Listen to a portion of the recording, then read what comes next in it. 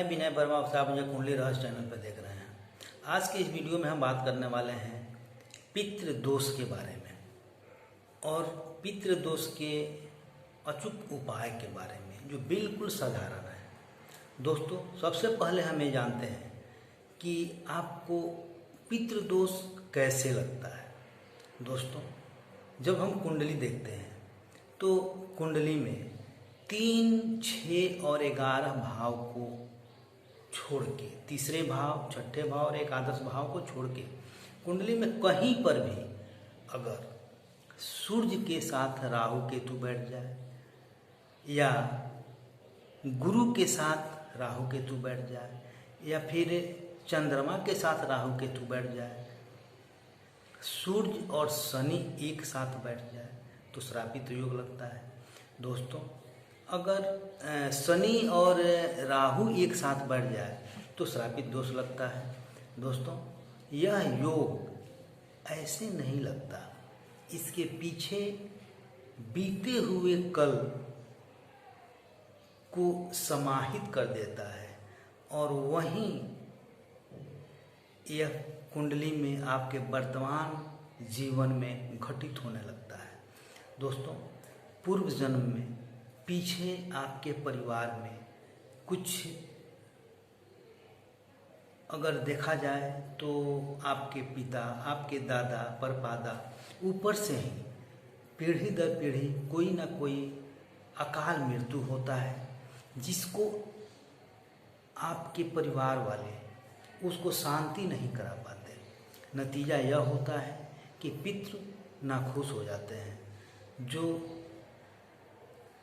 आने वाले पीढ़ी को तकलीफ पहुंचाते हैं। जब वो तकलीफ में रहेंगे, उनको खुश नहीं करेंगे तो दुखी रहेंगे।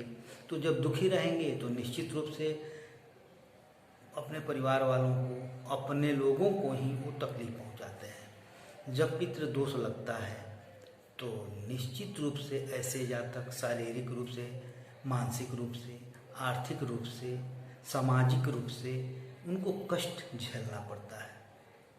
बहुत अधिक अगर आदमी पैसा कमाता है तो भी किसी न किसी कारण से वो पैसा नष्ट हो जाता है, तकलीफ बनी रहती है, कोई ना कोई समस्या घेर लेता है।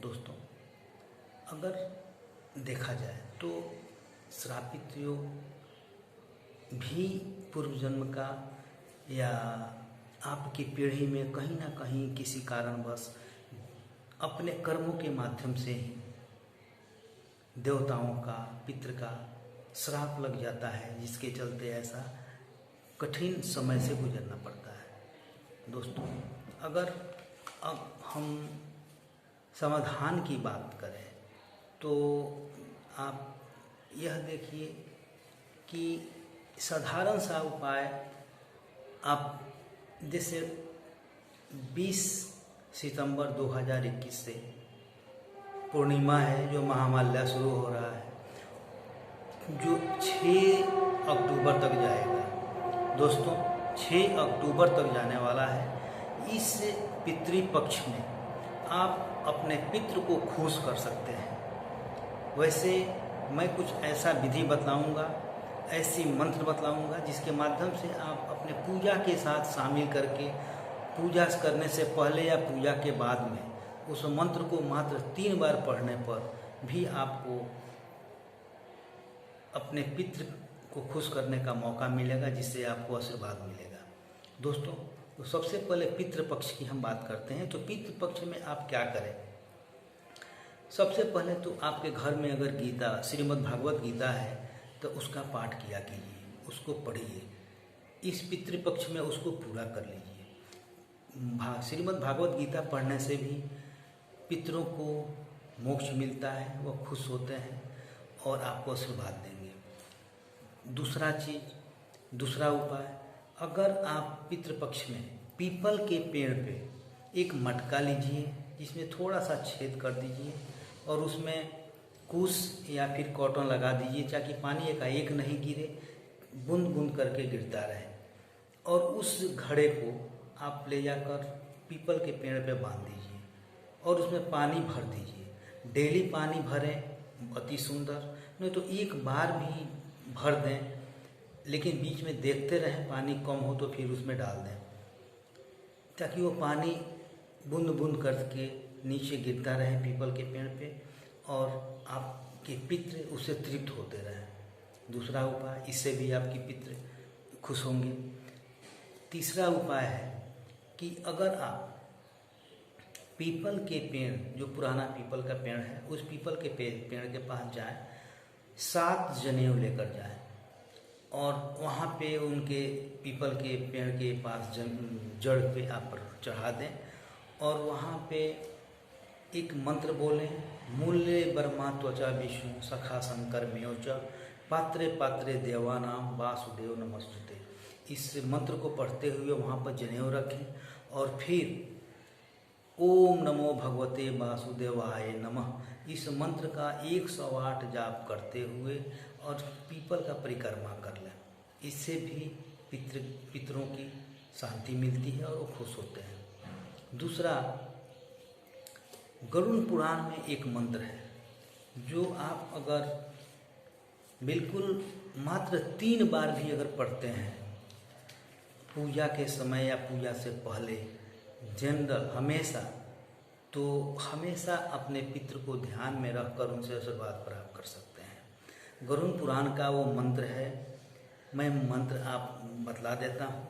वह मंत्र है ओम देवताभ्य पितृभ्यश्च महायोगीभ्यश्च एवं च नमः स्वाध्याय स्वाहाय नित्यमेव नमस्तुते। एक बार फिर सुन लीजिए। ओम देवताभ्या प्रीतिभ्यस्य महायोगीभ्य एवं च नमः स्वाध्याय स्वाहाय नित्यमेव नमस्तुते। जातकों, यह गरुड़ पुराण का मंत्र है जो मात्र 3 बार पढ़ने पर भी पितृ गण तृप्त होते हैं और खुश होते हैं। नमस्ते के जगह पे कहीं कहीं पवन दूते हैं, दोनों कर सकते हैं, लेकिन नमस्तुते करेंगे तो और ही अच्छा है क्योंकि आप प्रणाम करता है। इसका अर्थ होता है देवता एवं पितृ महायोगी को एवं स्वधा एवं स्वाहा को नमस्कार है, मैं नित्य नमस्कार करता हूँ। दोस्तों, अगर इस मंत्र को आप करते हैं तो निश्चित रूप से आपके पितृ आपसे खुश होंगे और आशीर्वाद देंगे। एक और मंत्र है जो दुर्गा सप्तशती के 4थे अध्याय के 8वां श्लोक, ध्यान दीजिए। दुर्गा सप्तशती के 4थे अध्याय का 8वां श्लोक है। इसको भी आप नित्य कर सकते हैं और इस पितृपक्ष में तो निश्चित रूप से कीजिए, यह बहुत कारगर मंत्र है। तो मंत्र है, मैं आपको सुना रहा हूँ। दुर्गा सप्तशती का ही मंत्र है, 4थे पाठ का 8वां श्लोक है। ध्यान दीजिए और सुनिए। यस्य समस्त सुरता समुदीर्णे तृप्ति प्रयाति सकलेषु मखेषु देवी स्वहासी वै प्रीतिगणस्य च तृप्ति हेतु रुचार से त्वमत एवं जनः स्वाधा च। एक बार फिर श्रवण कीजिए, एक बार फिर इस मंत्र को ध्यान में दीजिए।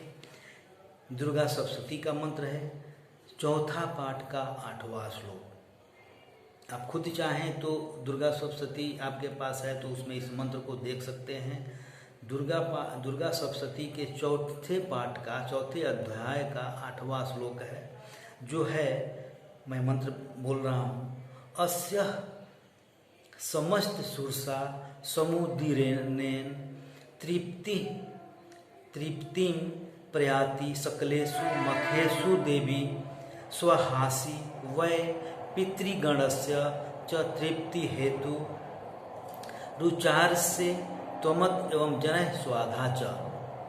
इसका अर्थ होता है, देवी संपूर्ण योगों में जिसके उच्चारण से सब देवता तृप्ति लाभ करते हैं, वह स्वाहा आप ही हैं। इसके अतिरिक्त आप पितरों की भी तृप्ति का कारण हैं अतएव सब लोग आपको स्वधा भी करते हैं।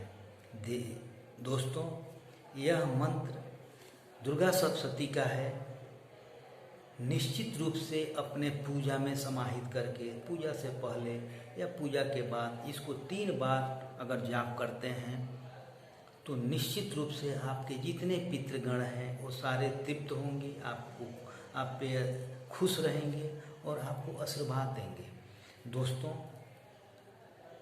पितृ अगर खुश होते हैं तो आपके कुल की देवी देवता खुश होते हैं। पितृ खुश हैं तो आपके हर रुके हुए काम बनने शुरू हो जाते हैं, चाहे वह आर्थिक हो, मानसिक हो या शारीरिक कष्ट हो या सामाजिक प्रतिष्ठा हो। हर तरह से आपके अंदर एक ओज पैदा हो जाएगा। आपके कर्म को वह ऊंचाई तक लेकर जाते हैं। उनके आशीर्वाद से, अपने पितृगण के आशीर्वाद से आप बहुत आगे निकल जाते हैं। दोस्तों, यह मैं विधि बतलाया, 2-3 नियम बतलाए जिसको आपको करना चाहिए, और एक गरुड़ पुराण का मंत्र और दुर्गा सप्तशती का मंत्र मैंने बतलाया। आप इसमें से कोई एक भी कर सकते हैं मंत्र को, चाहे दुर्गा सप्तशती का करें या फिर गरुड़ पुराण का मंत्र करें। आप करेंगे निश्चित रूप से इसका लाभ मिलेगा।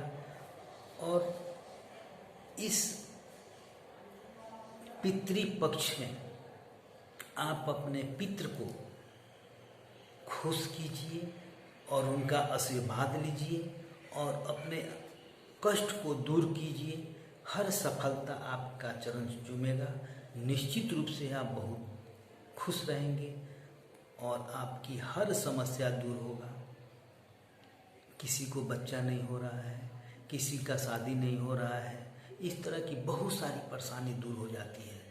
पितृदोष लगने से संतान की उत्पत्ति नहीं होती है, परिवार में शादी नहीं हो पाता है। जैसे परिवार में कोई शुभ मुहूर्त है, कोई फंक्शन है, शादी वगैरह का माहौल है, कोई या पूजा ठाने हुए हैं, पूजा का आयोजन किए हुए हैं, उसमें परिवार के 10 सदस्य इकट्ठा होते हैं, किसी न किसी बात को लेकर विवाद हो जाता है और अपने ही लोगों में झगड़ा हो जाता है, विवाद हो जाता है। दोस्तों, तो पितृदोष अच्छा नहीं होता है। इसलिए आप निश्चित रूप से अपने पितृ को खुश कीजिए। जो भी हम बतलाए हैं उसको ध्यान में दीजिए और उसका पालन कीजिए। पितृपक्ष में इसका लाभ ले लीजिए ताकि आपके साथ लगे हुए हर समस्या का निदान हो जाए। दोस्तों, आप अपने कुंडली में देखिए, कहीं ऐसा तो नहीं कि आपके कुंडली में पितृदोष लगा है या श्रापित दोष लगा है। दोस्तों, जिस भाव में पितृदोष लगता है विशेषकर उस भाव को प्रभावित करता है। दोस्तों, मान लीजिए अगर 7वें भाव में पितृदोष लग गया, सूर्य के साथ राहु या केतु या गुरु के साथ पितृदोष अगर लग गया तो वह पार्टनर का है, पति पत्नी का है, तो पति पत्नी के बीच में विवाद तक करा देगा, तलाक तक करा देगा, बहुत सारी समस्याएं। अर्थात जिस भाव में लगता है उस भाव को विशेष रूप से प्रभावित कर देता है। दोस्तों, तो निश्चित रूप से मेरे बताए हुए आसान तरीकों से करके, मैं कहीं अलग नहीं बतला रहा हूँ, मैं दुर्गा सप्तशती और गरुड़ पुराण की बात बतला रहा हूँ। दोस्तों, इसके अलावा भी ब्राह्मणों के द्वारा कर्मकांड के माध्यम से त्रिपिंडी का आयोजन करके पितृ की शांति की जाती है। लेकिन बहुत ऐसे लोग हैं जिनके पास समय नहीं है, उतना पैसा खर्च करने के लिए भी नहीं है, जो गया जी या कहीं जाकर अपना त्रिपिंडी करा सकें, पिंडदान कर सकें, शांति कर सकें। मैं बिल्कुल कम समय में अपने घर में रह के और इसका आप शांति कर सकते हैं। इसके अलावा जिस दिन तिथि हो, अगर तिथि नहीं जानते हैं तो अमावस्या के दिन, आखिरी दिन, बहुत ऐसे जातक हैं जो अपने पितृ के, अपने पिता की मृत्यु का तिथि नहीं जानते हैं। नहीं जानते हैं, कोई बात नहीं, सबको एक साथ अमावस्या के दिन आप शांत कर सकते हैं। भोजन कराएं गरीबों को, कौवों को। अगर आप कौवा को मलीदा खिलाते हैं, दूध में रोटी का खीर बना के रोटी तोड़ दीजिए और उसमें गुड़ डाल दीजिए और रख दीजिए, कौवा खाए। गाय को खिलाइए, गरीबों को खिलाइए, तो इससे भी आपकी तृप्ति होती है। गाय, कौवा और कुत्ता अगर ये खाते हैं तो इससे भी तृप्ति होती है। वैसे बहुत आसान तरीका मैं बतलाया। आप इस मंत्र को निश्चित रूप से मात्र 3 बार करेंगे, आपके पितृ खुश हो जाएंगे और आपकी हर समस्या का समाधान हो जाएगा। दोस्तों, अगर विशेष रूप से कुछ जानना है तो आप मेरे व्हाट्सएप पे हमसे डायरेक्ट संपर्क कर सकते हैं। मेरा नंबर फ्लैश होता है, आप मेरे नंबर पे डायरेक्ट कॉल कर सकते हैं, मैं आपके कुंडली का समाधान कर दूँगा। दोस्तों, आप खुद देखिए अपने कुंडली में कि आपके कुंडली में कहीं पितृ दोष तो नहीं लगा है। अगर लगा है तो निश्चित रूप से इसका लाभ उठा लीजिए। दोस्तों, आप अगर खुद इसका लाभ उठा रहे हैं तो प्रयास करें दूसरों का भी मदद करें। और दूसरे का मदद आप कैसे करेंगे? मेरे इस चैनल को, मेरे इस वीडियो को दूसरे के पास शेयर करें ताकि और लोग भी लाभ उठा सकें। दोस्तों, अगर मेरे वीडियो को, मेरे चैनल को सब्सक्राइब नहीं किए हैं, सब्सक्राइब कीजिए ताकि मेरा जो भी विचार, मेरा जो भी अगला विचार आए आपके पास स्वतः पहुंच जाए। दोस्तों, इसके साथ मैं फिर अगले वीडियो में आपसे मिलूँगा। तब तक के लिए जय माता जी।